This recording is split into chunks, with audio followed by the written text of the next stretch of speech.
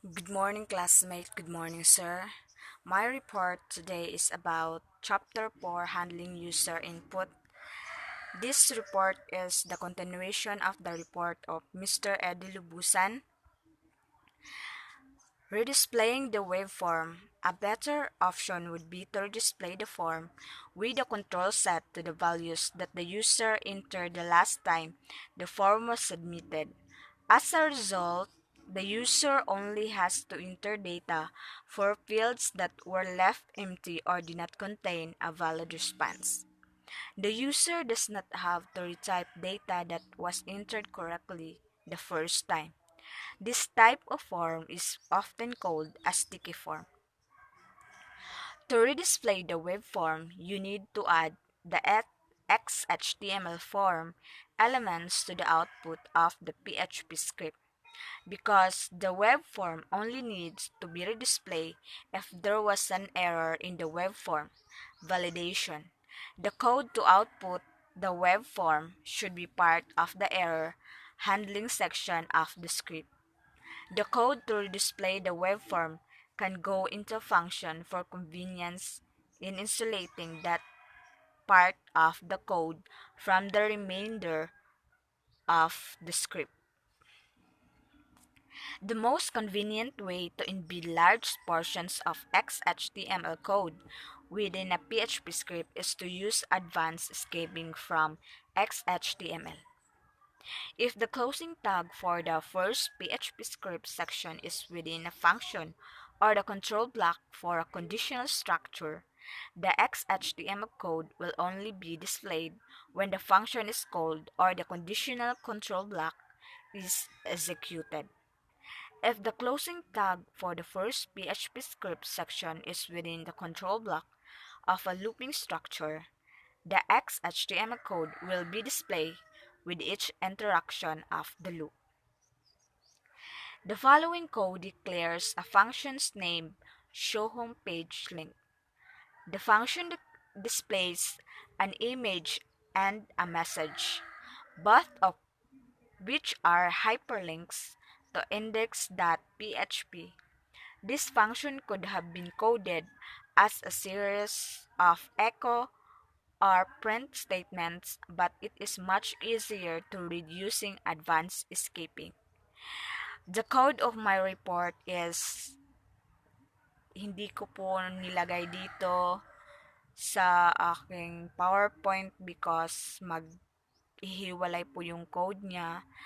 Tapos, yung pag-screenshot naman po yung sa mga code niya is wala po yung messenger yung laptop ko kaya nahihirapan po akong maglagay ng code dito kaya ginawa ko ganito na lang po. I show. This is the reducing advanced escaping. Ito po yung code niya, function show home page link. And then the following exercise illustrate how to display the web form. Advanced escaping from XHTML will be used to display the web form. Additionally, the web form will be a sticky form keeping the values of the fields that were entered correctly. To redisplay the web form within the process scholarship.php script, number 1, reopen the process scholarship.php script in your editor. Number 2, add the following function to display the web form. Ito po yung sa number 2. Ito po yung mga code niya. Ito. Hindi ko siya nilagay sa PowerPoint because nahihirapan po maglagay kasi maghiwalay po siya. And then number 3, modify the F clause of the final F else statement to call the redisplay form function. If there were errors, add the text shown in bold below. Ito po, ganito po siya. Ito po yung code niya sa number 3. If open parentheses, error count. Yan po yung code sa number 3. Number 4, save the document and upload it to the web server. Number 5, open the scholarship.html page in the web browser by entering the following URL: http://php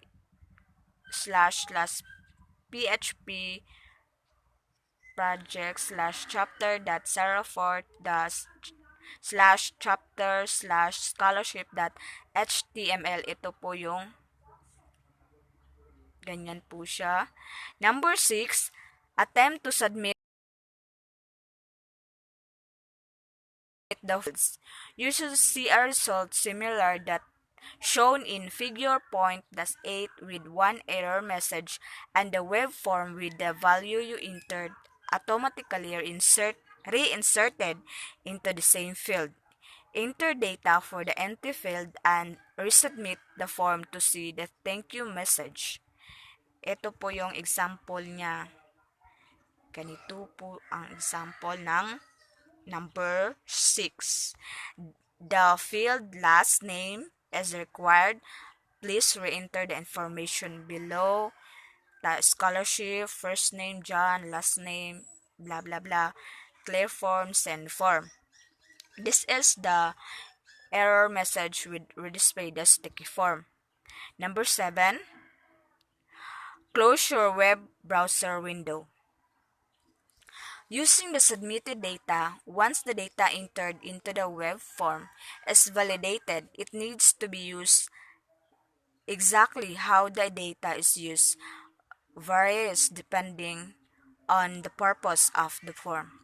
In some cases, information can be written to or queried from a database.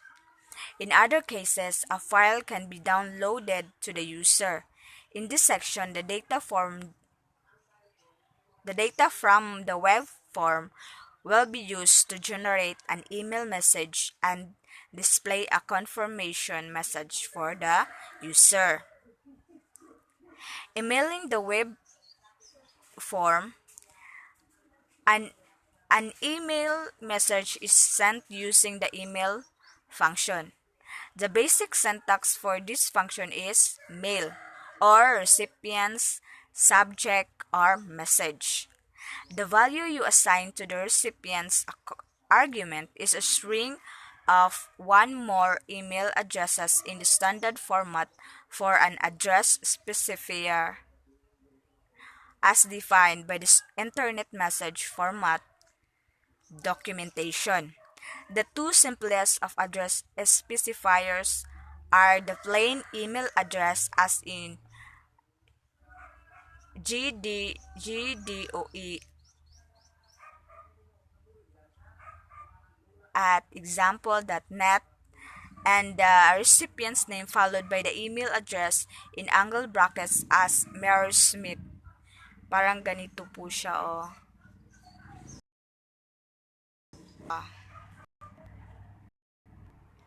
It address in an angle bracket as in Mary Smith Smith at example.com. Displaying a status message for the user. Once all required fields on the form had been filled in and validated, and any action such as sending an email message has been completed, the user should be receive a status message in the browser. A standard practice as a part of the status message is to thank the user for completing the form. You can also display the result of any actions initiated while processing the form data. For example, the status message could display, "Your message has been sent." If the mail function returned true, or "Your message could not be sent at this time" if the mail function returned false. To send email from the scholarship form, number 1, Reopen the process scholarship.php in your text editor. Number 2, replace the else portion of the final if that else statement of the following code block. Ganito po yung ano niya, yung code sa number 2. Ito po yung code niya. Yan po yung code niya. Pasensya na po, hindi po nalagay sa PowerPoint because magdidebug po siya at ganun na nga, yung laptop ko walang messenger, hindi maka-screenshot, kaya hindi nalagay sa PowerPoint. Number 3, add the following code immediately before the end of the final code block of the PHP script section. Using advanced escaping the coding the message in XHTML rather than in the PHP script section allows you to more easily format the data using CSS. Ganito po yung code sa number 3. Ito po. And number 4, save the file and upload it the server.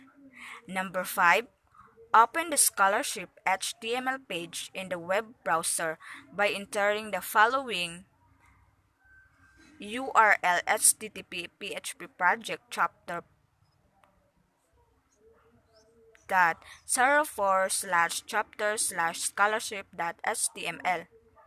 In figure 4.9 shows the status message display in the browser window after the form has been successfully submitted. Ito po siya. Yan po. Ganito po yung the scholarship form. Thank you for filing out of the scholarship form, John. Your message was successfully sent. And number 6, close your web browser window. That's all of my report. Thank you and God bless us all.